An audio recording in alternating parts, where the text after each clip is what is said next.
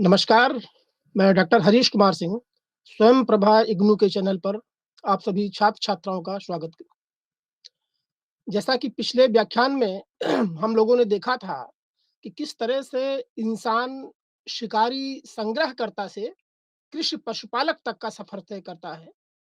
मैंने हड़प्पा सभ्यता के उत्थान, पतन को भी देखा था, वैदिक संस्कृति को मैंने देखा था, ऋग्वैदिक काल और उत्तर वैदिक काल को देखा था।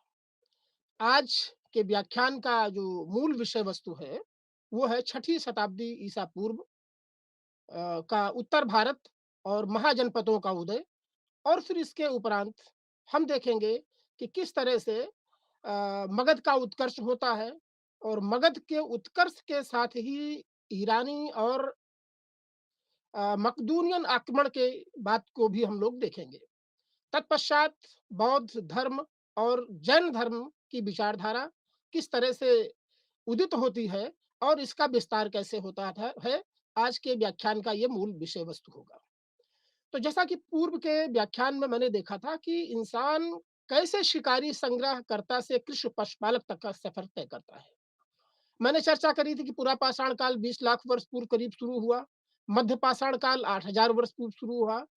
इन दोनों में इंसान शिकारी संग्रह करता ही था, लेकिन नवपाषाण काल तक आते जाते करीब 5500 बीसी से 3500 बीसी के बीच में इंसान उत्पादक बन गया, उत्पादन करता बन गया, वो पशुपालक बन गया, उसने पहिए का आविष्कार कर लिया, उसने अग्नि का आविष्कार कर लिया। ये इंसान की जिंदगी में मूलभूत परिवर्तन था। नवपाषाण काल के बाद उत्तर भारत में ही हड़प्पा सभ्यता की शुरुआत होती है और हड़प्पा सभ्यता की के बारे में मैंने आपसे बताया था कि किस तरह से 2350 से 1750 ईसा पूर्व के बीच हड़प्पा सभ्यता सप्त सिंधु प्रदेश के आसपास फैलती है। इसमें कुछ नगर थे, कुछ महानगर थे, इनके नगर विन्यास के बारे में मैंने चर्चा किया, इनके शहरी विन्यास के बारे में चर्चा किया, इनके आंतरिक और बाह्य व्यापार के बारे में मैंने चर्चा करा है। लेकिन यह संस्कृति भी ज़्यादा लंबे वक़्त तक नहीं रह सकी और फिर इसका पतन होता है। पतन के कारणों में हमने सहसा पतन की बात की, जैसा मार्टिन हुलर का मंतव्य है। वो आर्यों के आक्रमण को और कुछ पुरातात्विक और वैदिक साहित्य के मतलब आधार पर साबित करने की कोशिश करते हैं। कुछ लोग इतिहासकार बाण बांधकी सिद्धांत को देते हैं, आदि-आदि। लेकिन हम हड़प्पा सभ्यता के सहसा पतन की जगह निरंतरता की बात आप लोगों को बता चुके हैं। तत्पश्चात मैंने ताम्र पाषाणकालीन संस्कृति को देखा था कि वो एक ऐसा भी युग आया, समय आया करीब 1700 बीसी से लेकर के 600 बीसी के आसपास कि इंसान तांबे और पाषाण पत्थर के उपयोग औजारों का एक साथ उपयोग करता है और इसके प्रमाण जो है पुरातात्विक रूप से देखा जाए तो चित्रित धूसर मृदभांड जैसे अहिछत्र और मथुरा में मिलता है। काले एवं लाल मृदभांड जो अजंती खेड़ा से मिला है, ये पता चलता है। फिर मैंने आपको बताया कि भई वैदिक काल शुरू होता है और वैदिक काल को हम 1500 से 600 ईसा पूर्व के बीच देखते हैं, जिसमें पूर्व के 1500 से 1000 बीसी ऋग्वैदिक काल है। इसके लिए एकमात्र स्रोत ऋग्वेद है। हम आपसे बता चुके हैं कि ऋग्वेद की राजनीतिक, सामाजिक और आर्थिक व्यवस्था अर्ध जनजातीय, काबिलाई, खानाबदोशी थी। जब हम जनजातीय संरचना पर आधारित ऋग्वैदिक समाज की बात करते हैं, तो हम कहते हैं कि भई यहाँ पर क्षेत्रीयता का भाव नहीं था। राजा को जनस्व गोपा कहा जाता था। राजा की स्थिति उस नेता की तरह थी जो अपने कबीले पर शासन करता था, ना कि भौगोलिक सीमा पर। सभा, समिति ये संस्थाएँ थी जो राजा को कहीं न कहीं नियमित करती। अगर हम ऋग्वैदिक कालीन आर्थिक व्यवस्था की बात करें, तो हमने देखा था कि कबीलाई संरचना में अर्थव्यवस्था का जो मूल आधार था, उसमें करारोपण नहीं था। उपज और उत्पादन एक गौण पेशा था, बल्कि युद्ध और लूट-मार, चरवाही, गाय, गोप, दुहिता ये सारे शब्दावली जो ऋग्वेद में मिलते हैं, इसके आधार पर हम इनकी अर्थव्यवस्था को काबिलाई अर्थव्यवस्था कह सकते हैं। समाज पितृसत्तात्मक था, हम चर्चा कर चुके हैं, संयुक्त परिवार की प्रथा थी और पुरुष सूक्त में जो है देखते हैं कि वर्ण व्यवस्था के भी उद्भव के पर्याप्त सबूत मिलते हैं। उपासना का उद्देश्य भौतिक सुख था ऋग्वैदिक कालीन लोगों के, चूंकि समाज जनजातीय आधारित था, तो यहाँ पर जो है उनके जो देवता थे, प्रकृति की जिन गुत्थियों को ऋग्वैदिकार नहीं सुलझा सके, उनका दैवीकरण कर दिया। तो इस तरह से हम देखते हैं कि इंद्र को एक सर्वश्रेष्ठ देवता ऋग्वैदिक देव में माना जाता है। उसके बाद इंद्र आते हैं, फिर वरुण आते हैं, और उपासना की पद्धतियों में यज्ञ और प्रार्थना, दो ये विधियों की चर्चा मैंने करा है। बड़े बड़े यज्ञ होते थे, उसमें कर्मकांड होते थे, और प्रार्थना की जाती थी, खास करके भौतिक सुखों को श्रेष्ठ पुत्रों की चाह में ऋग्वैदिक आर्य ये करते थे। उत्तर वैदिक आर्य काल तक आते जाते 1000 से 6600 ईसा पूर्व के बीच आते जाते इस संरचना में, वैदिक संरचना में भारी बदलाव आया। वो बदलाव ये कि आर्थिक रूप से देखें तो राजा अब क्षेत्रीय भावना से जुड़ने लगा धीरे धीरे, करारोपण में विस्तार हो रहा है। अस्थाई सेना यद्यप नहीं है, लेकिन तब भी कुछ रत्नियों की बात होती है कि राजा राज्यारोहण के बाद उन रत्नियों को हवि प्रदान करता था। जन आधारित राज था, फिर भी एक क्षेत्रीयता की भावना इसमें आने लगती है। तांबा से लोग परिचित थे और वस्तु विनिमय की प्रणाली थी, लेकिन यहाँ पर मजे की बात यह है कि कर शासन एक सिक्के की बात जो है उत्तर वैदिक काल के अंत से दिखाई पड़ने लगती है। धार्मिक तत्वों में भी हम बदलाव उत्तर वैदिक काल में देखते हैं। जहां इंद्र, वरुण, नासत और अग्नि ये ऋग्वैदिक देवता थे, वहीं पर यहाँ पर रुद्र और शिव की पूजा होने रही है, पशुपति देवता की पूजा हो रही है, और यज्ञों कर्मकांड में व्यापकता आने लगती है। पणि एक व्यवसाय के रूप में हम देखते हैं। तो पशुपालन शैली से एक अस्थायी कृषि समाज में परिवर्तन इस ऋग्वैदिक उत्तर वैदिक काल की प्रमुख विशेषता थी। अब हम जब इतना पढ़ चुके हैं, तो आज हम देखते हैं कि वास्तव में छठी शताब्दी ईसा पूर्व भारत की, उत्तर भारत की वो कौन सी दशा है जिसमें फिर एक मगध का उत्कर्ष हो रहा है, उसके पीछे मूलभूत कारण क्या क्या है। तो हम देखते हैं कि लोहे का इस्तेमाल बड़े पैमाने पर होने लगा है छठी शताब्दी ईसा पूर्व में। और लोहे का इस्तेमाल करना जब इंसान ने सीखा, तो उससे सबसे पहले उसने जो है जंगलों को साफ किया, युद्ध में उसका उपयोग किया और अस्त्र शस्त्र में किया, खेती किसानी में लोहे के औजारों का प्रयोग किया, तो उत्पादकता बढ़ी। आप देखते हैं कि करीब 700 बीसी के आसपास तक आते आते अयोध्या, कौशाम्बी और श्रावस्ती की बस्तियां प्रकाश में आ गई हैं। चित्रित धूसर मृदभांड जिनकी बात हमने अभी करा है, दरअसल ऊपरी गंगा घाटी में इसके पर्याप्त सबूत मिले हैं। और यह इंसान के उस कुंभकारी और मृदभांड बनाने की कला को भी इंगित करता है, जिसमें अपेक्षाकृत पूर्व के वर्षों की अपेक्षा पैनापन है ये। जबकि हम लाल मृदभांड की बात करते हैं, तो काले लाल मृदभांड मध्य गंगा घाटी में पर्याप्त मिले हैं। हम देखते हैं कि छठी शताब्दी की पृष्ठभूमि में एक संगठित व्यापार की शुरुआत हो रही है। संगठित व्यापार के साथ साथ आहत सिक्के यदा कदा हमें मिलते हैं। महाजन वर्ग का उदय हो रहा है, जिसमें सूदखोरी जिसको हम कहेंगे, मतलब ये जो खेतिहर बस्तियां थी पूर्व की, ऋग्वैदिक समाज की, उत्तर वैदिक समाज की, वो खेतिहर बस्तियां ही जो है जनपद कहलाई। हम पहले बता चुके हैं कि राजा जो जन था, वो अपने कबीले पर शासन करता था, लेकिन जन से जब धीरे धीरे जनपद का विस्तार होने लगा, तो ये खेतिहर बस्तियां ही जो है जनपद के रूप में तब्दील होने लगी।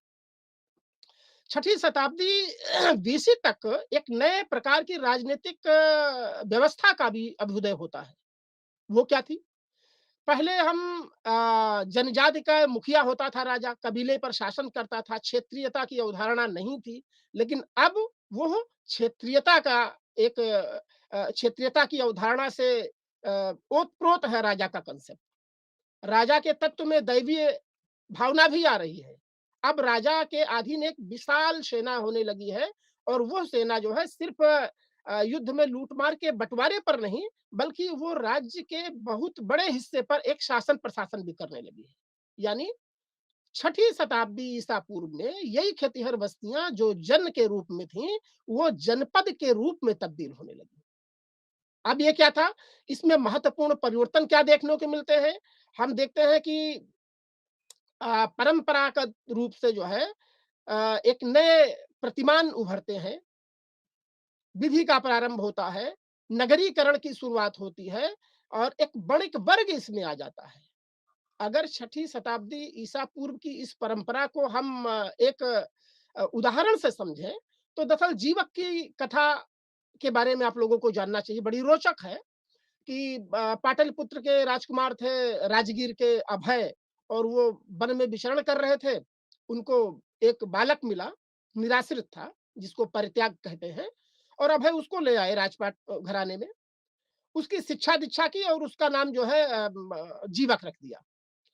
अब पता चला कि उसी विवरण में ये पता चलता है कि जीवक जब बड़ा हुआ तो उसने स्वयं निर्णय किया कि मुझे वैद्य बनना चाहिए।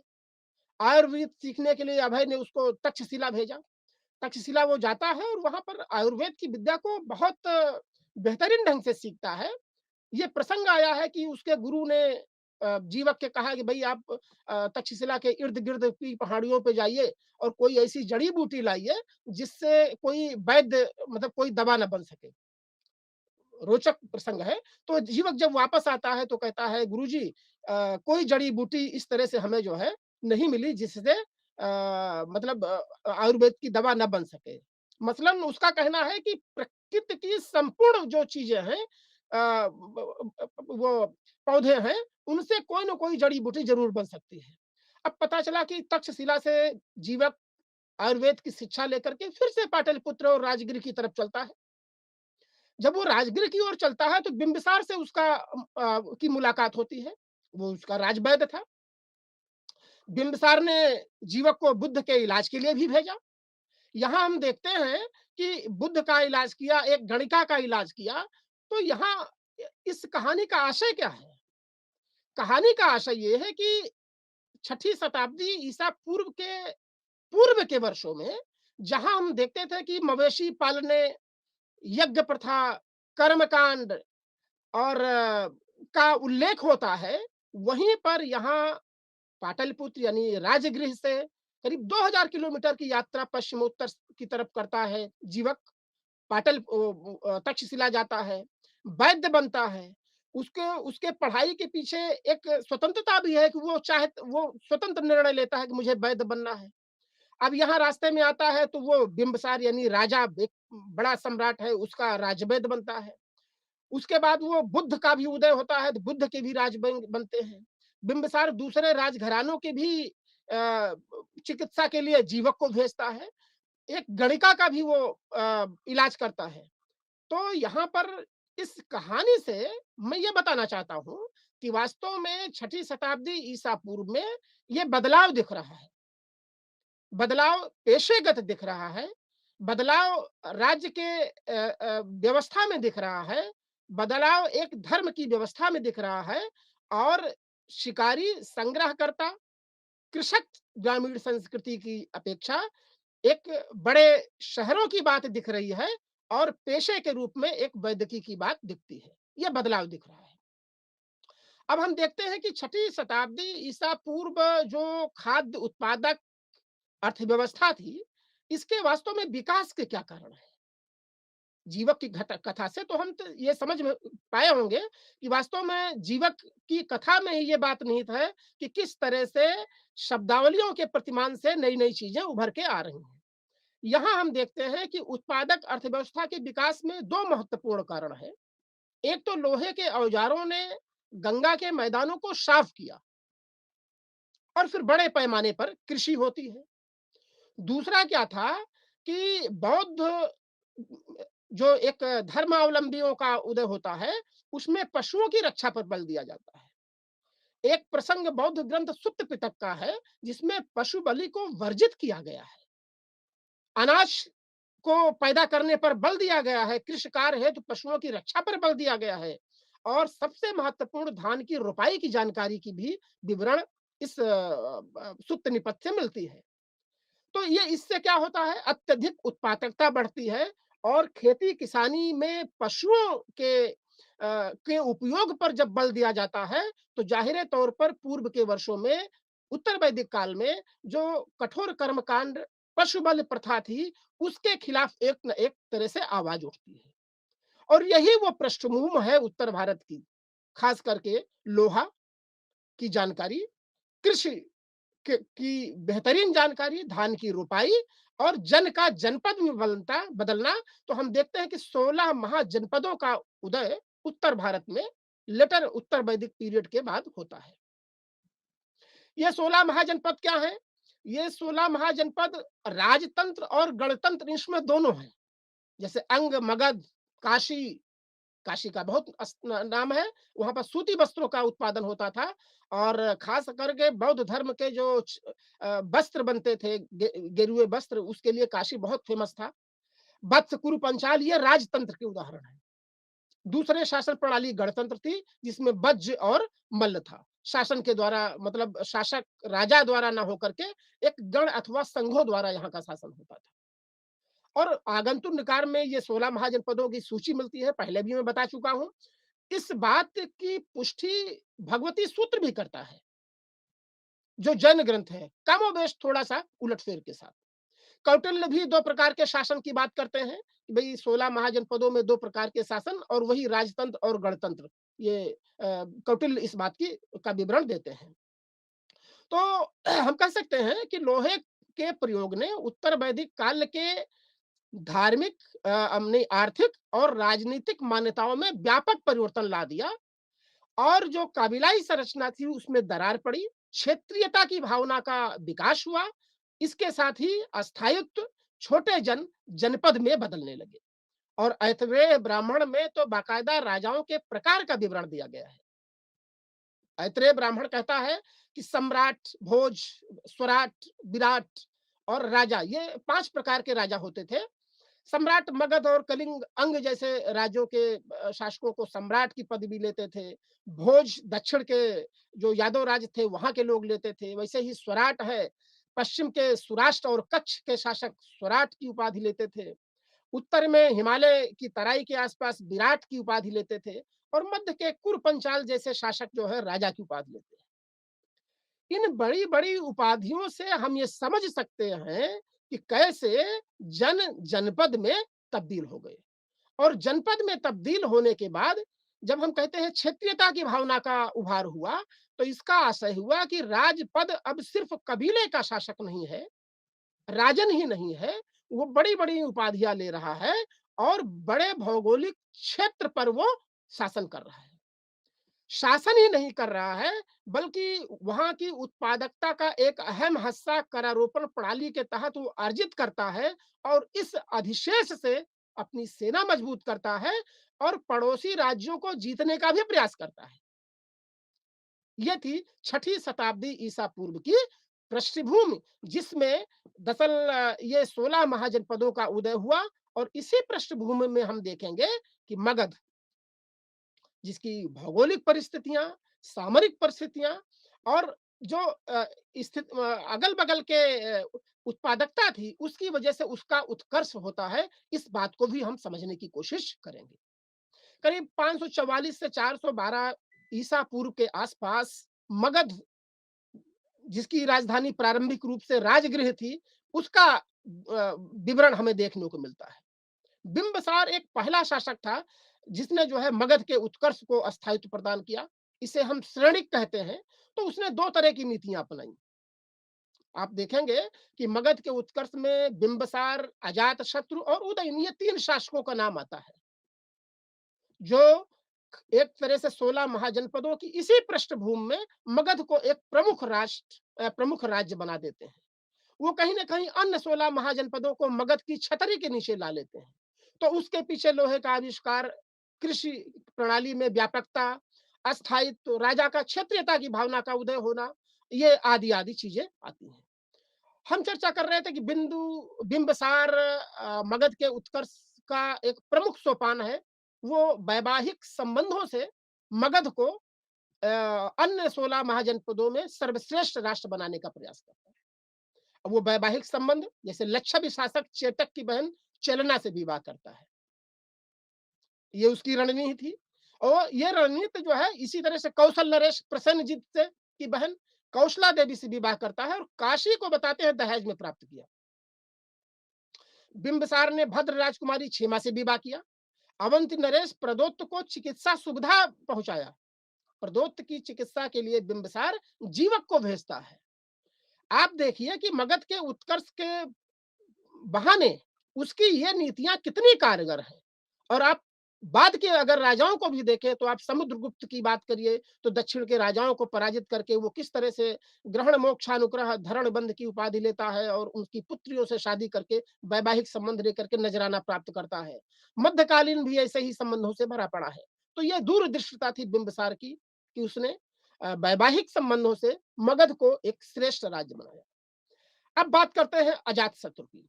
अजातशत्रु बिंबिसार का पुत्र था और ब्राह्मण ग्रंथ उसको कुणिक बोलते हैं। उसका एक युद्ध मंत्री था जिसको वत्सकार कहा जाता है। अजातशत्रु की जो पूरी की पूरी मतलब नीति थी, वो किसी न किसी अवंती राज्य को जो है अपने में मिला लेने की थी। तो बताते हैं कि वत्सकार ने ही अजातशत्रु को ये भेद बताया था, भई आप कुछ अस्त्र शस्त्रों का ऐसा उपयोग करो तभी अवंत को आप मिला पाओगे। तो रथमूलक और शिलाकंटक 2 युद्ध अस्त्रों का विवरण जो है अजातशत्रु के समय पर आता है और वो 8वें वर्ष उसी के समय बुद्ध को निर्माण प्राप्त होता है और प्रथम बौद्ध संगीत अजातशत्रु के समय पर ही होती है और वज्र संघ में भेद डाल करके वो वज्र संघ को अपने में मिला लेता है। इसका अंतिम और महत्वपूर्ण शासक खास करके मगध का उदयन है। 461 से करीब 445 ईसा पूर्व की बात है। पुराण एवं जैन के अनुसार गंगा और सोन के संगम पर पाटलिपुत्र नगर का की स्थापना करता है। पाटलिपुत्र को कुसुमपुर के रूप में भी जाना जाता है और जैन धर्म तो इसको जैन धर्मावलंबी बताते हैं। लेकिन मगध का उत्कर्ष बहुत दिनों तक नहीं चल पाया। अंतिम शासक नागदशक थे इस मौर्य वंश के और उनको हटा करके उन्हीं के अमात्य शिशुनाग ने एक नए वंश की नींव डाली जिसको शिशुनाग वंश बोलते हैं। तो यहाँ पे मगध साम्राज्य के उदय के पीछे हम अजातशत्रु, उदयन और शिशुनाग को देख सकते हैं। इनके वैवाहिक संबंधों और युद्ध की नीति के माध्यम से इन्होंने मगध को 16 महाजनपदों में श्रेष्ठता के स्तर पर लाकर खड़ा कर दिया। अब शिशुनाग वंश की बात करते हैं जो 412 से 344 तक जो है अ, शासन किया। शिशुनाग वंश की एक प्रमुख जो खास बात है उसको ध्यान देना जरूरी है कि वैशाली को अतिरिक्त राजधानी बनाया। राजगृह जिसे पाटलिपुत्र भी कहा गया, पाटलिपुत्र के साथ साथ वैशाली को शिशुनाग वंश के शासकों ने अतिरिक्त राजधानी बनाया और इसका एक अंतिम शासक है कालाशोक का नाम आता है और इसी के समय पर एक ऐतिहासिक विवरण भी मिलता है कि बौद्ध संगीत होती है दूसरी। उस दूसरी बौद्ध संगीत की प्रमुख विशेषता है कि इसमें बौद्ध धर्म 2 मतों में विभाजित हो जाता है, स्थविर और महासंगीत। और अंतिम शासक शिशुनाग वंश का नंदिवर्धन था। इसी के बाद नंद वंश की स्थापना होती है। संस्थापक के रूप में नंद वंश के हम महापद्मनंद को देखते हैं। पुराणों में महापद्मनंद को क्षत्रियों का विनाशक कहा गया है, परशुराम का अवतार कहा गया है और शूद्र जाति से उत्पन्न बताया गया है। जाहिर तौर पर महापद्मनंद उत्तर भारत में पाटलिपुत्र का प्रतापी राजा था, लेकिन उसके बाद के वंशजों में घरानंद का नाम आता है और वो सिकंदर का समकालीन था। सिकंदर का समकालीन था और करीब 322 के आसपास जो है चाणक्य की के मतलब सलाह से चंद्रगुप्त मौर्य जो है घनानंद को हटा करके मौर्य वंश की स्थापना करता है। तो यहाँ हम क्या देख रहे हैं कि वास्तव में मगध का उत्कर्ष 16 महाजनपदों की जगह पर उसी पृष्ठभूमि पर मगध को स्थापित करना था और एक तरह से राजपद की पद प्रतिष्ठा को स्थापित करना था। वैवाहिक संबंध से केंद्रीय शक्ति की स्थापना हुई, सैन्य व्यवस्था मजबूत हो रही है और खास करके अब राजा क्षेत्रीयता की भावना से लैस होकर के करारोपण की प्रणाली मजबूत हो रही है। वाणिज्य व्यवसाय की गतिविधियां फल फूल रही हैं और बड़े बड़े शहरों का निर्माण हो रहा है और ऊपर से बौद्ध और जैन धर्म की उत्पत्ति ने इनको एक तरह से सपोर्ट की भूमिका में लाके खड़ा कर दिया, क्योंकि इनकी मान्यताएं राज्य निर्माण के लिए कहीं न कहीं सपोर्टिंग नेचर की थी। इसी बीच हम देखते हैं कि मगध के उत्कर्ष और पतन के साथ-साथ भारत में, खास करके उत्तर भारत में एक और मतलब पश्चिमोत्तर सीमा प्रांत से, मध्य एशिया से आक्रमणों की शुरुआत होती है। अगर हम कहें कि भारत पर आक्रमण करने वाले हाखामानी शासक, जिनको ईरानी शासक कहते हैं, वो थे, तो इसमें कोई अतिशयोक्ति नहीं है। भारत पर प्रथम विदेशी आक्रमण हाखामानी आक्रमण था। इतिहास में लिखा मिलता है, खास करके ईरानी साहित्य में, दारा प्रथम यहाँ का शासक था जिसने भारत पर आक्रमण करके और उसको अपने साम्राज्य का 20वां प्रांत बना लिया। दारा प्रथम के 3 अभिलेख मिले हैं, बेहुस्तून, नक्श रुस्तम और पर्सपोलिस, जिनसे भारत पर उसके आक्रमणों की पुष्टि होती है और भारत का पश्चिमोत्तर सीमा प्रांत, सिंधु नदी के क्षेत्र का भाग जो है, वो ईरानियों के साम्राज्य का अंग था, इसकी भी पुष्टि होती है। और हेरोडोटस, जिसे फादर ऑफ हिस्ट्री कहते हैं, हिस्टोरिका लिखा, वो उसमें जो है बताता है साफ-साफ कि 20वां प्रांत बना पश्चिमोत्तर भारत का क्षेत्र दारा प्रथम का। दारा प्रथम के बाद दारा तृतीय ईरानी शासक था और इसी के समकालीन सिकंदर था। सिकंदर ने दारा तृतीय के ईरानी यानी हखामानी साम्राज्य पर करीब 331 ईसा पूर्व के आसपास आक्रमण किया और उर्वेला के युद्ध में हखामानी सम्राट दारा थर्ड को पराजित किया। जैसा कि हम जानते हैं कि दारा हखामानी साम्राज्य का एक भाग पश्चिमोत्तर भारत था और जब हखामानी साम्राज्य सम्राट मकदूनियन सम्राट, जिसको अलेक्जेंडर द ग्रेट कहते हैं, उससे उर्वेला के युद्ध में पराजित हो गया, तो भारत भी उसके मकदूनियन साम्राज्य के सीधे संपर्क में आ गया। यहाँ हमें ये बात जरूर ध्यान दे लेना होगा कि वास्तव में ईरानियों के संपर्क से भारत में क्या प्रभाव पड़ा, भारत के संदर्भ में क्या प्रभाव पड़ा। तो हम देख सकते हैं कि समुद्री मार्ग की एक तरह से व्यापारिक वृद्धि ईरानियों के संसर्ग से होती है। पश्चिमोत्तर में दाईं से बाईं ओर लिखने वाली खरोष्टी लिपि की बात सामने आती है। आरमाइक लिपि जो ईरानी ही लिपि है, उससे भी भारतीय परिचित होती हैं। और सबसे महत्वपूर्ण, अभिलेख लिखने की प्रथा वास्तव में ईरानी साम्राज्य का भारतीय साम्राज्य से संपर्कों का प्रभाव है। इस अभिलेख लेखन की प्रथा को आप पीछ और आगे जाओगे तो देखोगे कि अशोक इसको बहुतायत मात्रा में प्रयोग में लाता है और जिसके उस अभिलेखों के आधार पर हम उसके पूरे शासन प्रणाली को लिखेंगे, जिसे बाद में देखेंगे। यहीं पर हमें देख लेना है कि वास्तव में सिकंदर कौन था। मकदूनियन शासक था, फिलिप द्वितीय इसके पिता थे, लेकिन एक राज्य निर्माण की परिकल्पना से, विश्व विजय की परिकल्पना से ये आक्रमण अपना एक भारी भरकम सेना लेकर के चलता है और ईरानी साम्राज्य को उर्वेला के युद्ध में 331 ईसा पूर्व में वो ध्वस्त कर देता है। ईरानी साम्राज्य के ध्वस्त होते ही भारत का जो पश्चिमोत्तर सीमा प्रांत था, वो सिकंदर के अधीन आ जाता है।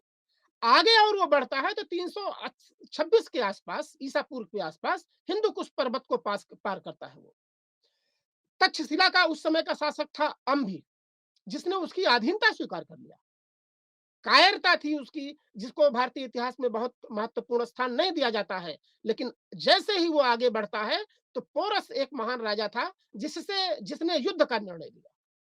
और बताते हैं कि 326 के आसपास वितस्ता का युद्ध होता है, जिसे हार्डिस्पीच का युद्ध कहते हैं। इसमें पोरस बहादुरी से लड़ा, लेकिन वो पराजित हुआ। और फिर कुछ यूनानी लेखकों ने लिखा कि सिकंदर ने पोरस से मित्रता कर ली और उसके राज्यों को वापस कर लिया, उसकी कुछ ईमानदारी से प्रेरित होकर के। लेकिन इस बात को स्वीकार करना कठिन है।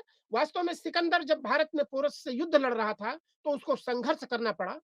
और बाद में देखेंगे कि अगर ब्यास नदी के किनारे वो जो है निकैया और बहुकेफला जैसे 2 शहरों की स्थापना करता है और सिकंदर की स्वयं की सेनाएं भारत में और अंदर जाने को प्रविष्ट नहीं थी, मना कर रही थी, उनका साहस नहीं था। तो सिकंदर ने यज्ञ वेदियां बना करके, पूजा करके और फिर वहीं से बेबीलोन की तरफ प्रस्थान करता है, जहां जाकर के वो उसका अंत होता है और अपने कुछ क्षत्रपों को वो भारत छोड़ जाता है। यहाँ देखने की बात है कि सिकंदर के आक्रमणों का भारत पर क्या प्रभाव पड़ता है। तो हम कह सकते हैं कि सिकंदर के आक्रमणों का भारत पर जो सर्वाधिक महत्वपूर्ण प्रभाव पड़ा, वो था एक छत्र प्रणाली की शुरुआत होती है, मुद्रा निर्माण की कला की शुरुआत होती है और गंधार कला शैली जिसको बाद में कनिष्क ने मतलब प्रश्रय दिया, बुद्ध की मूर्तियां उसमें बनती हैं। इन शैली का भी विकास यहाँ पर होता है। सिकंदर के आक्रमणों का एक प्रकारांतर से अपरोक्ष प्रभाव हम देख सकते हैं कि उत्तर भारत के उन तमाम क्षेत्रों को जीतने के बाद कुछ क्षत्रपियों में उसने संगठित किया। तो कहने का मतलब उत्तर भारत की एकता में भी उसके हम इस प्रयासों को प्रकारांतर से देख सकते हैं। ये स्थिति जो है ईरानी और मकदूनियन आक्रमण के बाद यहाँ पर हुई है। तो अब हम लोग इसके बाद एक महत्वपूर्ण विषय विचारधारा बौद्ध और जैन की विचारधारा पर चर्चा करेंगे। अभी मैंने आपसे देखा कि वास्तव में छठी शताब्दी ईसा पूर्व में किस तरह से जन जनपद में बदल रहे थे और इसके पीछे जो दो मूलभूत कारण थे वो ये थे कि वास्तव में लोहे की जानकारी का पता चल गया था और पता ही नहीं चल गया था बल्कि लौह अयस्कों का उपयोग जंगलों को साफ करने और कृषि में हल के रूप में भी होने लगा था। तत्पश्चात इसको अस्त्र शस्त्र के रूप में भी उपयोग में लाया जाने लगा। रोपाई की प्रणाली शुरुआत हो गई थी और इसी पृष्ठभूमि में उत्तर भारत ने खास करके मगध की एरिया में जहां पर बहुतायत में लोहे की खदानें हैं, हम कह सकते हैं कि मगध के उत्कर्ष के पीछे ये पृष्ठभूमि ही थी और ऊपर से इस पृष्ठभूमि को एक विचारधारा के रूप में सपोर्ट करने के लिए एक नवीन विचारधारा का उदय हुआ जिसे हम बौद्ध और जैन कह सकते हैं।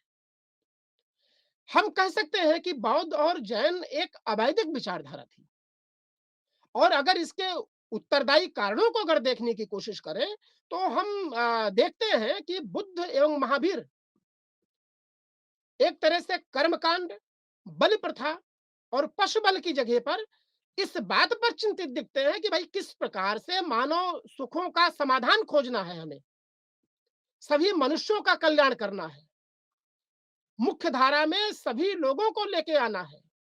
वर्ण व्यवस्था जो मतलब जाति पर आधारित हो रही थी, यज्ञ कांड, पशुपल बल की प्रथा, इनकी जगह पर हमें देखना है कि कृषि में उत्पादकता कैसे बढ़े, इस पर विचार करना है।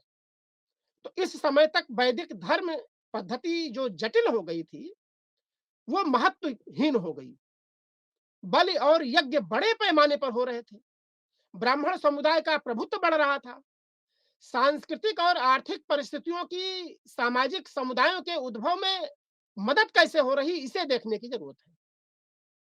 तो प्रचलित मान्यताओं की आलोचना बुद्ध से पूर्व मक्खल गोदास और कुछ भौतिकवादी पंथों ने किया था, चारवाक का भी नाम आता है। लेकिन बुद्ध और जैन ने वैदिक मान्यताओं पर कुठाराघात किया। वो कुठाराघात क्या था? उन्होंने वैदिक वर्ण व्यवस्था के सिद्धांत को सिरे से नकार दिया, जाति व्यवस्था को सिरे से नकार दिया, ब्राह्मणों की सर्वोच्चता पर प्रहार किया और सभी जाति लिंग के लोग धम्म में आ सकते हैं, ऐसा बुद्ध ने एक तरह से अपने सिद्धांत में समावेश किया। तो महात्मा बुद्ध का उदय एक तरह से छठी शताब्दी ईसा पूर्व में एक तरह से सामाजिक क्रांति का एक सोपान है। और हम देखते हैं कि बुद्ध ने जो शिक्षाएं दी, जिसने उस कठोर वैदिक व्यवस्था जटिलता के खिलाफ एक नए सामाजिक समीकरण को जन्म दिया, उसके उनकी शिक्षाओं में जो मूल था वो चार आर्य सत्य है। बुद्ध ने, जैसा कि हम जानते हैं कि वो खुद राजघराने में पैदा हुए थे, लेकिन वास्तव में सांसारिकता में उनका मन लगा नहीं और सुख और की खोज में वो जंगलों में निकल गए, राजपाट सब छोड़ करके। और कठोर तपस्या के बाद जब उनको ज्ञान प्राप्त हुआ, जिसको धम्र चक्र प्रवर्तन कहते हैं, तो उन्होंने आकर के सारनाथ में अपना पहला उपदेश दिया और उनके मूलभूत शिक्षाओं में चार आर्य सत्य है। ये चार आर्य सत्य क्या है? दुख है, पहला आर्य सत्य है कि संपूर्ण संसार दुखमय है। दूसरा आर्य सत्य है कि दुख समुदाय दुख का कारण है। तीसरा है कि दुख को दूर किया जा सकता है। चतुर्थ आर्य सत्य है कि दुख दूर करने का उपाय है, जिसके लिए अष्टांग मार्ग की बात की गई है। यहाँ पर बुद्ध एक बड़ी बात कह रहे हैं। वैदिक व्यवस्था में जहाँ सबको मोक्ष के काबिल नहीं समझा जाता, वर्ण के आधार पर विभेद किया जाता है, तमाम ऐसी जातियां हैं जो वर्ण व्यवस्था से इतर हैं, उनकी जगह पर बुद्ध एक तरह से सोशल रिवॉल्यूशन की बात कर रहे हैं। वो सभी व्यक्तियों को, समाज के सभी वर्णों को धम्म में शामिल होने की बात करते हैं। एक स्लोगन है बुद्ध का, अप दीपो भव। अपने प्रयास से कोई भी मोक्ष प्राप्त कर सकता है। वैदिक वांग्मय में गुरु की आवश्यकता है। अहिंसा का अनुसरण बुद्ध कर रहे हैं। प्रेम की भावना पर बल दिया जा रहा है।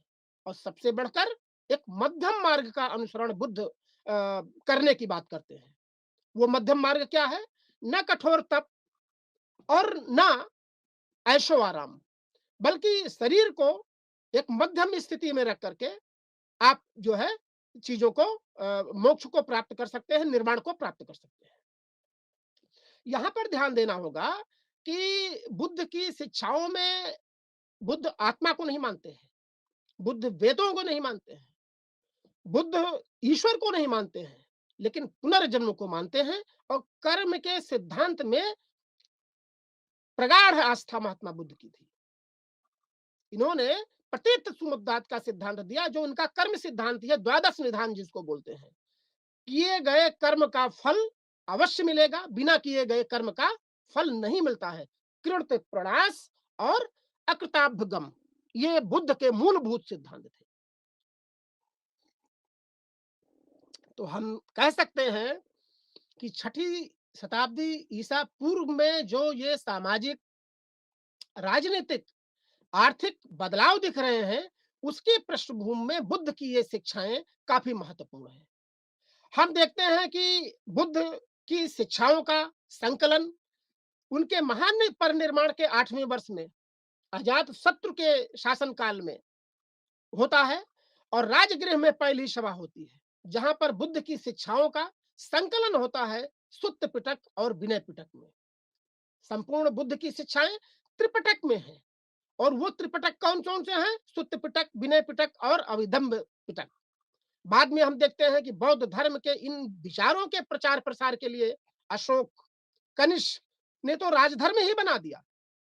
हम देखेंगे कि किस तरह से बाल सन्यासी, बाल भिक्षु, अ,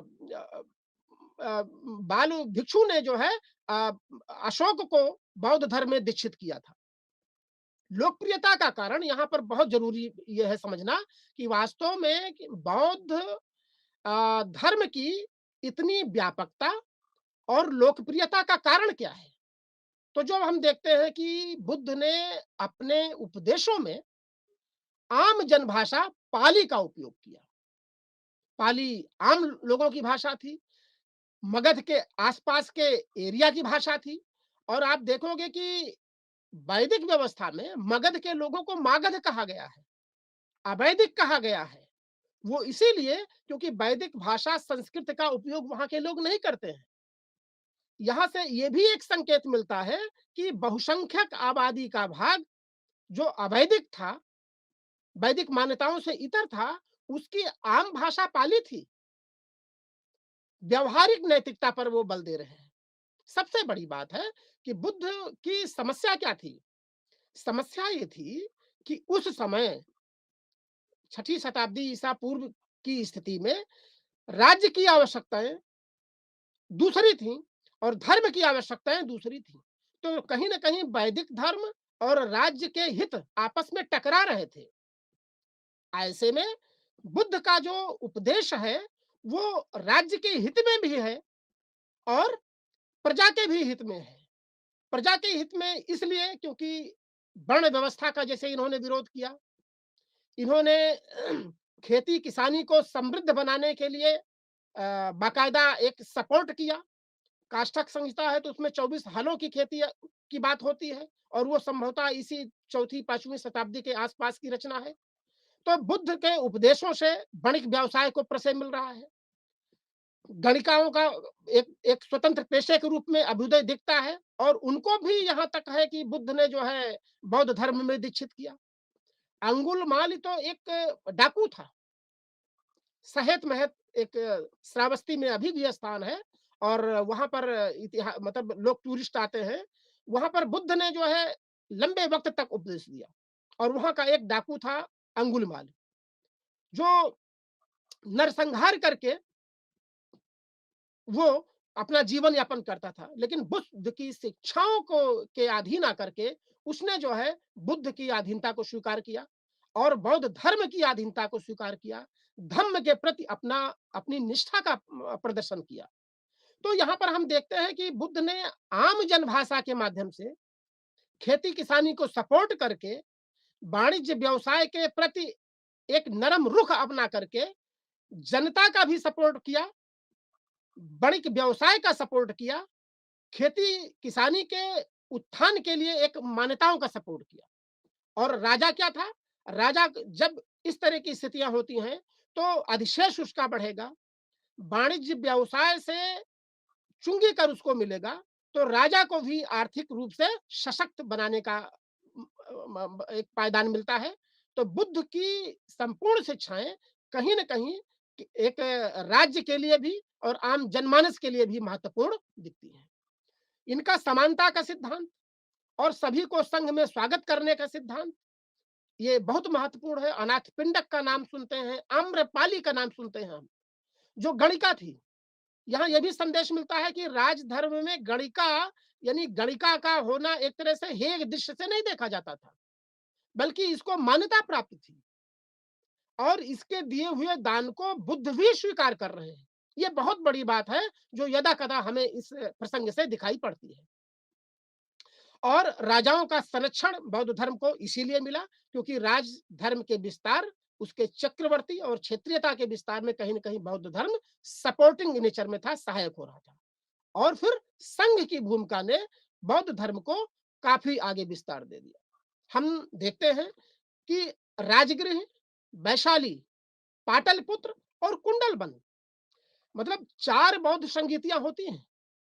और इन 4 बौद्ध संगीतियों में जो त्रिपिटक है, बौद्ध धर्म की 3 बुद्ध सुत्त पिटक, विनय पिटक और अभिधम्म पिटक, इनकी संपूर्ण शिक्षाओं का सार है। और इस शिक्षाओं को इन संगीतियों में खास करके अशोक के समय जो बौद्ध संगीत होती है, विदेशों में इसका प्रचार प्रसार होता है। संघमित्रा और अशोक के पुत्र संघमित्रा और महेंद्र का नाम आता है, जो वास्तव में दक्षिण जाकर के वो जो है सिंघल द्वीप में जाकर के बौद्ध धर्म का प्रचार प्रसार करते हैं। भाभू शिलालेख में अशोक खुद ही कहता है कि भाई मैं बौद्ध धर्म के अधीन आ गया। वो उपगुप्त ही सन्यासी था, बाल भिक्षु था, जिसने अशोक को बौद्ध धर्म में दीक्षा दिलाई। तो इस प्रकार हम ये कह सकते हैं कि छठी शताब्दी ईसा पूर्व के बाद जब मगध का उत्कर्ष हो रहा था, तो उस मगध के उत्कर्ष के पीछे कहीं न कहीं बौद्ध विचारधारा सपोर्टिंग में खड़ी थी। बौद्ध विचारधारा और इसकी मान्यताएं राजकाज के विस्तार, खेती किसानी के विस्तार, वाणिज्य व्यवसाय को प्रोत्साहन देने वाली थी और समुदाय में सभी को साथ लेकर चलने वाली थी। और इसीलिए तो हम छठी शताब्दी ईसा पूर्व को सोशल रेवोल्यूशन का समय मानते हैं। बुद्ध को हम प्रथम सामाजिक सुधारक के रूप में देख सकते हैं, जिन्होंने जटिल कर्मकांड, पशु बलि प्रथा, वैदिक उत्तर वैदिक काल की तमाम प्रथाएं जो समय और काल के लिए समीचीन नहीं थी, उन पर प्रहार किया और एक नई विचारधारा का उदय हुआ, जिसको हम अवैदिक विचारधारा कहते हैं। अब हम देखते हैं कि बुद्ध के साथ साथ ही जैन धर्म का भी विकास होता है और ये जैन धर्म के विचारधारा के जो प्रणेता थे, महावीर आते हैं।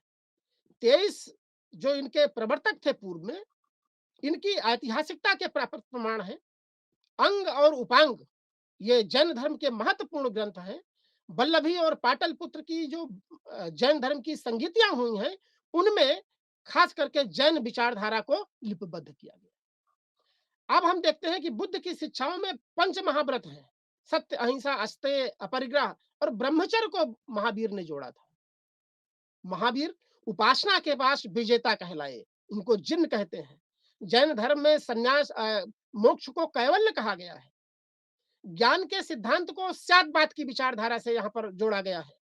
जैन ही कहते हैं कि किसी भी वस्तु को हम देखते हैं, एक उदाहरण मिलता है खास करके जैन ग्रंथों में कि भई सच्चा ज्ञान क्या है?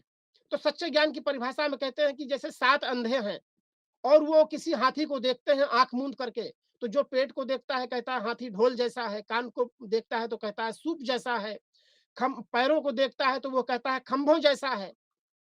तो जैन धर्म की जो विचारधारा ज्ञान की है, वो कहती है कि समस्त ज्ञान एकांगी है। इन एकांगी ज्ञान को नय कहा जाता है। तो जब हमें एक समय में, एक काल में एकांगी ज्ञान ही प्राप्त होता है, तो हम ये कहें कि संपूर्ण जो ज्ञान है मेरा ही सत्य है, वो उचित नहीं है। इसलिए अपने ज्ञान के पहले स्याद लगा देना चाहिए। उसको शायद कहते हैं।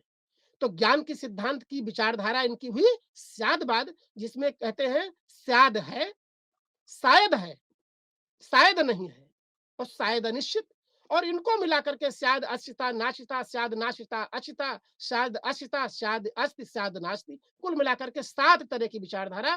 तो जैन धर्म की जो ज्ञान की विचारधारा है, उसका मूल्य है कि प्रत्येक व्यक्ति का आंशिक ज्ञान है, तो पूर्णता के ज्ञान का दावा नहीं कर सकता। पूर्णता के ज्ञान का दावा केवल ही कर सकता है जो कठोर तप तपस्या से सूक्ष्म चीजों को भी देख सकने में सक्षम हो सकते हैं, त्रिकाल चीजों को देख सकते हैं। ऐसे ज्ञान केवल केवल ही को होता है। तो जैन धर्म भी एक तरह से समानता क्या है कि एक तरह से सोशल रेवोल्यूशन में जैन धर्म की भी अहम भूमिका है। समानता की बात ये भी करते हैं, ब्राह्मण के सर्वोच्चता के सिद्धांत को नकारते हैं।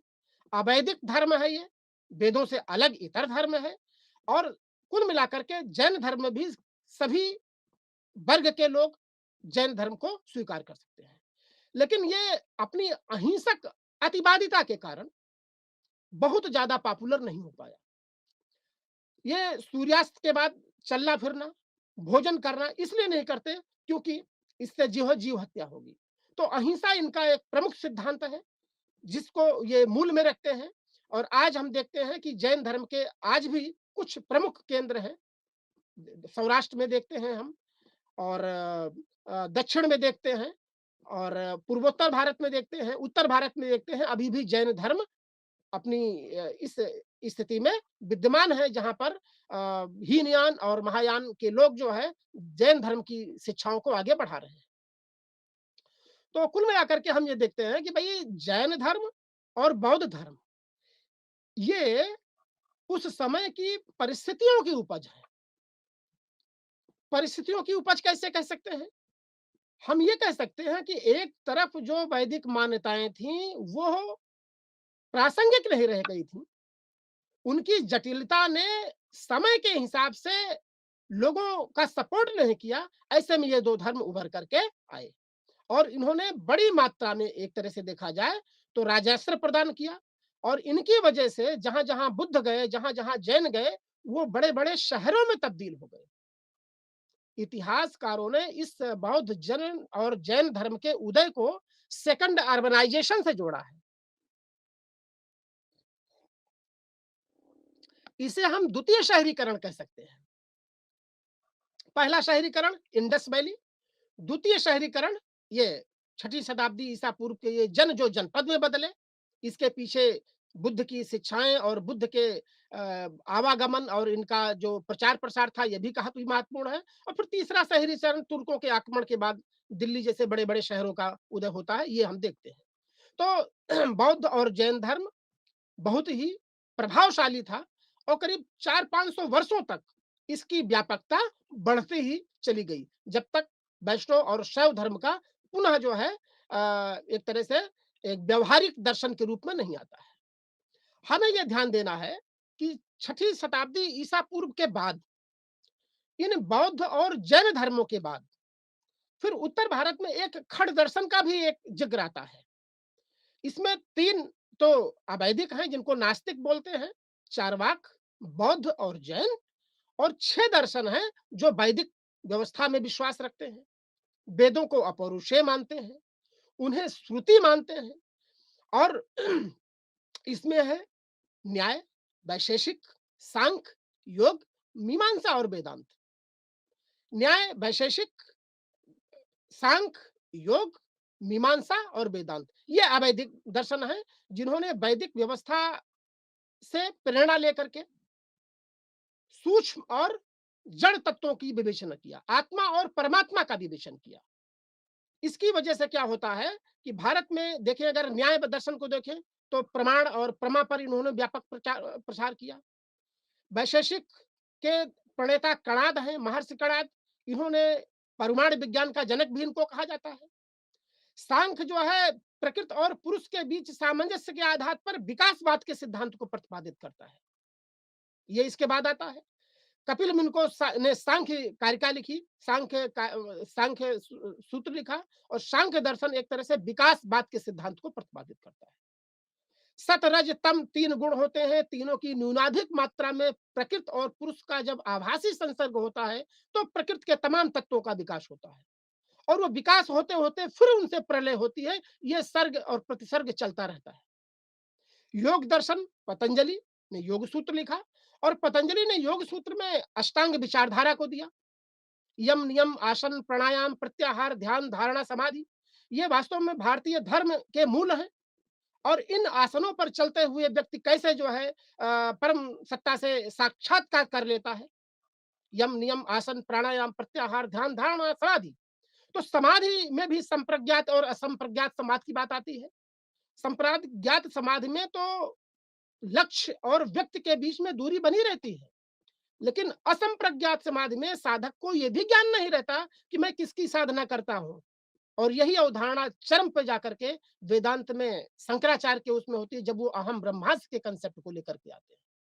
तो यहां हम देख रहे हैं कि अवैदिक विचारधाराओं में न्याय, वैशेषिक, सांख्य, योग और मीमांसा, मीमांसा कर्म प्रधान है, और वेदांत सबसे महत्वपूर्ण है। वेदांत के में चार भाग हैं: अद्वैत वेदांत, विशिष्टाद्वैत, अद्वैत, शुद्धाद्वैत और द्वैताद्वैत। अद्वैत की विचारधारा के प्रतिपादक शंकराचार्य हैं। वो कहते हैं कि सृष्टि को संचालित करने वाली सत्ता दो नहीं है, एक भी नहीं है, बल्कि कहते हैं दो नहीं है, दो नहीं है, दो नहीं है, मानी एक है। इसी को अद्वैत कहा गया, नेति नेति से परिभाषित करते हैं। और कहते हैं कि माया उसकी शक्ति है, और माया की शक्ति से जो है हम दरअसल तीन तरह की सत्ताओं की स्थापना करते हैं। शंकराचार्य कहते हैं तीन तरह की सत्ताएं हैं: व्यावहारिक, प्रातिभाषिक और परमार्थिक। व्यावहारिक सत्ता में हम अभी बैठे हैं, टीवी पर प्रोग्राम कर रहे हैं, दूरदर्शन के लिए बोल रहे हैं, लेक्चर कर लिए, व्यावहारिक सत्ता है। लेकिन जैसे हमें उत्कृष्ट ज्ञान होगा, हमें लगेगा कि यह स्वप्न था। वैसे ही हम सोते रहते हैं, तो सोते समय की स्थिति भी हमारी प्रातिभाषिक रहती है। जब सो के जगते हैं तो कहते हैं नहीं, मैं तो सपना देख रहा था। उसी तरह से श्रवण मनन निधिध्यासन से जब व्यक्ति ज्ञान प्राप्त कर लेता है, तो ये व्यावहारिक और प्रातिभाषिक सत्ताओं से ऊपर उठ करके पारमार्थिक सत्ता में जाता है। और वहां पर जाने पर जो भक्त है, जो व्यक्ति है, जिसकी साधना कर रहा है, उससे अपने को अलग नहीं समझता है, बल्कि अहम ब्रह्मास्मि का नारा देता है। तो यह विचारधारा शंकराचार्य की थी। रामानुजाचार्य ने इसी को और आगे बढ़ाया, तो कहा भाई विशिष्ट अर्थों में अद्वैत है। ईश्वर और ब्रह्मा दो सत्ताएं हैं, और दोनों के तालमेल से शिष्ट का विवरण विकास होता है। मतलब विशिष्ट अर्थों में अद्वैत है। ईश्वर उसकी शक्ति के रूप में है, और काफी पॉपुलर दक्षिण में हुआ, उसके बाद उत्तर भारत में आया, निम्बिकाचार्य हुए। इसी तरह से ये वेदांत की विचारधारा जो इस मूल पर निहित है कि ब्रह्म सत्यम जगत मिथ्या जीव ब्रह्म बना परा, मतलब एकमात्र ब्रह्मा ही सत्य है, जीव और ये सत्ता उससे अलग नहीं है। लेकिन इंसान जब अज्ञान में रहता है, तो वो कहता है मैं हूं, मैं अलग हूं। लेकिन जैसे ही ज्ञान हो जाता है, वो उस सत्ता से अपने को पृथक नहीं करता है, बल्कि उसमें समाहित कर देता है। तो हम देखेंगे कि छठी शताब्दी ईसा पूर्व के बाद से लेकर के और मौर्योत्तर काल के पहले, यानी गुप्त काल के पहले, भारत में जो धार्मिक रूप से ये विचारधाराओं का उदय हो रहा है, उसमें बौद्ध, जैन, बौद्ध जैन के पूर्ववर्ती में मक्खल गोदास जैसे आजीवक संप्रदाय थे। एक चारवाक था। चारवाक बड़ा महत्वपूर्ण दर्शन है। वो जड़वादी दर्शन है। जड़वादी का मतलब कि सूक्ष्म कुछ है ही नहीं है, सब कुछ जड़ है। चारवाक के विद्वानों से लोगों ने पूछा कि भाई अगर जड़ नहीं है तो हमारे शरीर में चेतना कहाँ से आती है? तो वो कहते हैं जिस तरह से सुपारी, पान, कत्था और सारी चीज़ों को मिलाकर उसको कूचने से लालिमा पैदा होती है, वैसे तमाम ये पंचभूत छित जल पावक गगन समीरा इनको मिलाने से एक तरह से चेतना की उत्पत्ति होती है। और उनका तो स्लोगन ही था, यावत जीवेत सुखम जीवेत ऋणम कृत्वा घृतम पीबेत। तो इस जड़वादी दर्शन का बाद के खड़ दर्शनों ने बड़ा विरोध किया और फिर ये खड़ दर्शन एक तरह से वैदिक व्यवस्था में विश्वास करते हुए, वेदों से प्रेरणा लेते हुए, ब्रह्म सत्यम जगत मिथ्या ब्रह्म जीवयो नापरा को मूल आधार में रखते हुए अपनी अपनी बात कहते हैं। इसमें न्याय वैशेषिक सांख्य योग मीमांसा और वेदांत है। तो इस प्रकार से हम देखते हैं कि वास्तव में छठी शताब्दी ईसा पूर्व के लिए के लिए जो परिवर्तनकारी कारण है उसमें एक तो बात यह है कि वैदिक वांगमय यानी वैदिक व्यवस्था के प्रति लोगों में रोष है। और वो वैदिक व्यवस्था क्या थी? कर्मकांड और प्रार्थना की स्तुतियां की जो विधियां थी उसमें आडंबर बढ़ता चला जा रहा। वर्ण व्यवस्था जाति पर आधारित हो गई थी, इसके खिलाफ रोष है। तमाम एक वर्ग था जिसको मुख्य धारा से अलग, जिसे चंडाल नाम आता है। एक प्रसंग बौद्ध ग्रंथों में आता है कि एक व्यापारी की पुत्री जो है अपने आंखों को इसलिए दोबारा धोती है कि उसने एक चंडाल को देख लिया तो वो अपवित्र हो गई। तो ऐसी विचारधारा के खिलाफ एक नई विचारधारा पैदा हो रही है जो सामाजिक क्रांति ला रही है। उसमें क्या हो रहा है, वो राजधर्म के विस्तार में एक तरह से सपोर्टिंग अदा कर रहे हैं। वो वाणिज्य व्यवसाय के प्रसार को सपोर्ट कर रहे हैं। कृषि बड़े पैमाने पर हो रही है, उसके लिए पशुओं की जरूरत थी और उस पशुओं की रक्षा की बात वो जोर शोर से उठा रहे हैं। राजाओं का राजाश्रय ले रहे हैं और गैर वैदिक भाषा को प्रमुखता में ला करके, जैसे पाली की बात मैंने किया, लोगों से सीधा संवाद कर रहे हैं। ये दरअसल बदलाव हो रहा है और ये बदलाव की वजह से एक बड़े पैमाने पर जो है एक केंद्रीय राज्य का उद्भव हो रहा है जिसको मगध का उत्कर्ष कहते हैं। और उसमें फिर पता चला बिंबिसार, अजातशत्रु और उदयन जैसे प्रतापी राजाओं का निर्माण हो रहा है, बड़ी राजधानियां बना रहे हैं और वैवाहिक संबंधों से राज्य विस्तार को अंजाम दे रहे हैं। और इसके साथ साथ उन्होंने दोहरी राजधानी, जैसे अभी शिशुनाग मैंने किया कि वैशाली को राजधानी बनाया, अपने राजधानी की किलेबंदी किया, एक व्यापक सैनिक लिए रखी अपने साथ और करारोपण की प्रणाली में विस्तार किया और वो और मजबूत होते चले गए। और इसके साथ साथ जब ऐसा हुआ तो इसके पीछे लोहे का की चीजें थी। धान में रोपाई के प्रभुत्व के कारण अतिरिक्त जो उत्पादन हुआ उससे एक शहरी आबादी को सपोर्ट मिला जिससे शहरों का विस्तार हुआ। इसको द्वितीय नगरीकरण इसीलिए कहते हैं क्योंकि यही वो समय है जब बुद्ध की शिक्षाएं जहां जहां पर हुई, बुद्ध जहां जहां पर रहे वहां पर बड़े बड़े शहरों का उदय हुआ और शिल्पी और वाणिज्य व्यवसाय प्रचलन में आया और बड़े बड़े बड़ी सृष्टियां बनती हैं जो अपने कर शासन सिक्के चलाते हैं, राजाओं को अनुदान देते हैं, बौद्ध संघों के लिए वो पर्याप्त मात्रा में भूमि अनुदान और कर शासन देते हैं। तो एक तरह से ये बदलाव का युग छठी शताब्दी ईसा पूर्व है जिसमें मगध का उत्कर्ष हो रहा है। लेकिन उत्कर्ष का पराभव जब होता है तो विदेशी आक्रमण होता है जिसमें हखामानी आक्रमण और तत्पश्चात मकदूनियन आक्रमण। ये दोनों आक्रमण भारत के पश्चिमोत्तर सीमा प्रांत पर होते हैं और अपने प्रभाव को भी छोड़ते हैं। जैसे हखामानी आक्रमण में हमने बताया कि समुद्रिक व्यापार की शुरुआत होती है और कला के क्षेत्र में एक शुरुआत होती है, लिपियों का एक तरह से मिलन होता है और खरोष्टी और आर्माइक लिपि आती है। इसी तरह से सिकंदर के आक्रमण ने छत्र प्रणाली की शुरुआत की और भारत में जो है पश्चिमोत्तर सीमा प्रांत को एक तरह से संगठित करने का प्रयास किया। ये सारी चीजें हम यहाँ पर देखते हैं। और उसके बाद फिर मैंने ये चर्चा करी कि किस तरह से ईरानी आक्रमणों ने भारत में स्थिति इस तरह से पैदा की जिससे फिर उसी पृष्ठभूमि में एक नए राजवंश का उदय होता है, मगध का उत्कर्ष। और इस मगध के उत्कर्ष को हम अगले व्याख्यान में और विस्तार से देखेंगे और तब आप समझ पाओगे कि वास्तव में सामाजिक, आर्थिक, राजनीतिक मान्यताओं में जो बदलाव आया है उसकी वजह से ये मगध का उत्कर्ष हुआ और उसी की वजह से आगे मौर्य साम्राज्य की स्थापना होती है। आज के इस व्याख्यान में यहीं पर समाप्त करते हैं। आप सभी को धन्यवाद।